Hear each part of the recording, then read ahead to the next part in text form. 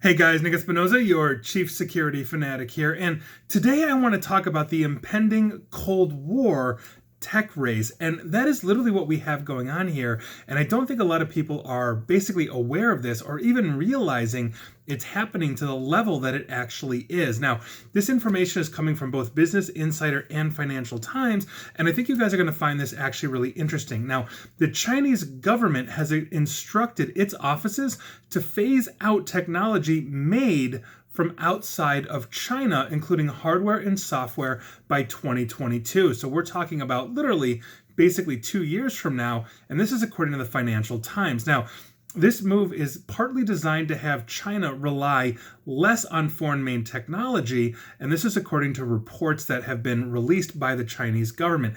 This directive could mean that U.S. companies that are major manufacturers like Dell, Hewlett-Packard, and Microsoft may actually suffer severe financial losses as China makes this move, being one of the most populous countries on the planet, not to mention one of the largest governments as well. It is estimated that between 20 and 30 million computers and other tech hardware and infrastructure will be replaced, according to China's securities analysts or so.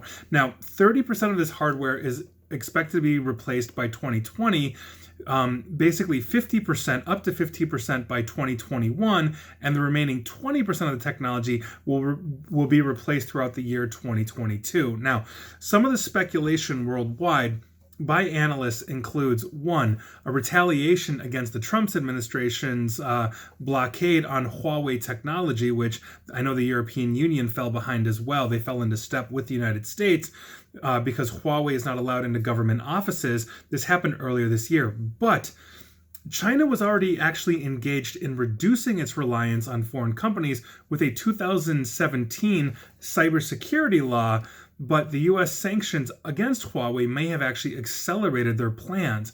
The second thing that analysts are talking about is that China actually has its own processor company like Semiconductor Manufacturing International, or SMIC, but according to most analysts, SMIC is years behind their major international competitors like the Intel Corporation, and so that may not necessarily be up to speed. This may be China building it in-house. They recently built their own supercomputer as well, using Chinese processors, that is considered one of the best and fastest supercomputers on the planet outside of quantum computing, which is a whole other thing. But the big question here, hardware aside, is going to be software. Now, the world basically runs, and no offense, Mac folks, but most desktops for business and government are basically Windows. And server infrastructure is usually either Linux or Windows, or a combination or hybrid of both of these things. Now, China has its own in-house, basically Linux operating system it's developed called Kylin, but let's look at application support for that. So obviously anything that runs in Linux could be run in Kylin, which is Linux, which is based, I believe, currently on Ubuntu Linux.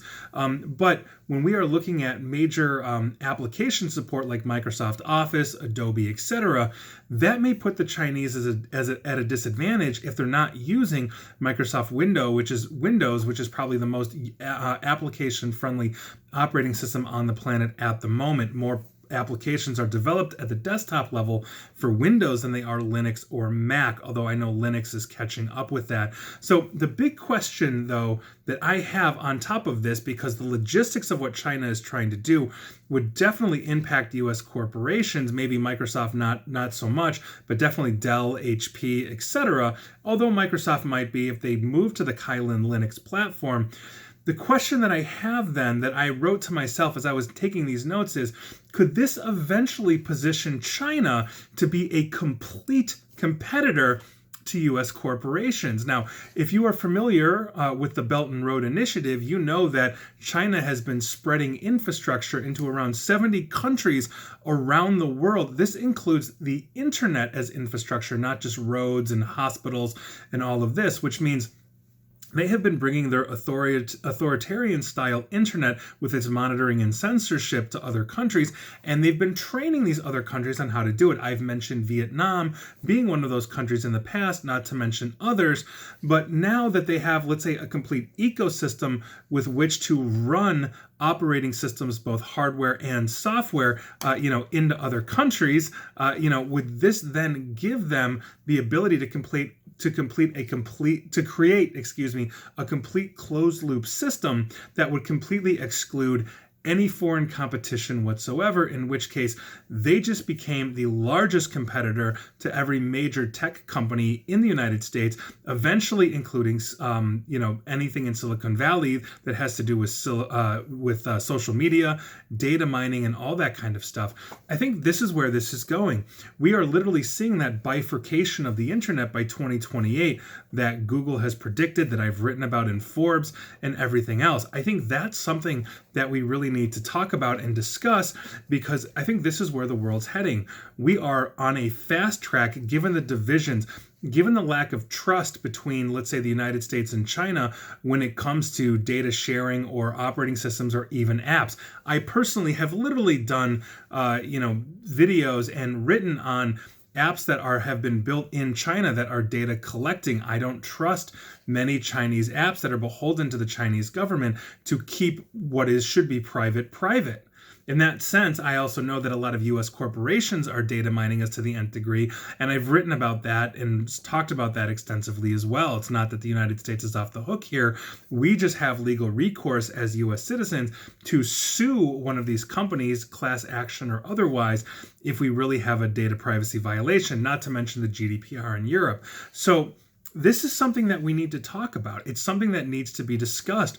We are slowly dividing up the internet, and with China building its own isolated ecosystem that may include both hardware and software, that is a serious economic impact to a lot of major corporations sitting in the United States and elsewhere in the world that are outside of China. But two, we might actually see that Cold War internet come to fruition with two separate internets, one run by the authoritarian censorship and data collection, the other that is free and open, that is data collecting us because we accept end user license agreements we don't understand. And I think that's something that many people aren't talking about at the level we really need to be talking about, because when we're talking about privacy and security, it's great to be sitting in a country that gives you recourse of legal action, but much of the world doesn't have that, and that's something I think much of the world should have. If the United Nations really thinks that the internet itself is a human right now in the same way, let's say, a telephone or access to communications is, then this is something that needs to be addressed at a very high, very international level. And quite frankly, I don't see people talking about this. I've read both Business Insider and Financial Times on this, and they are not talking about it this globally. And I think it's something that we absolutely need to be discussing. So that is your news of the day. That is ideally your discussion of the day. And if you are any kind of individual in government leadership anywhere in the world, I hope it's something you start addressing with your body of government wherever you are, because quite frankly, it's something we all need to discuss. So take that for what it's worth. And please like, share, follow me here on Facebook and Twitter at NickAESP. And please feel free to subscribe to me at YouTube as well. And as always, stay safe and stay online. Thanks, guys.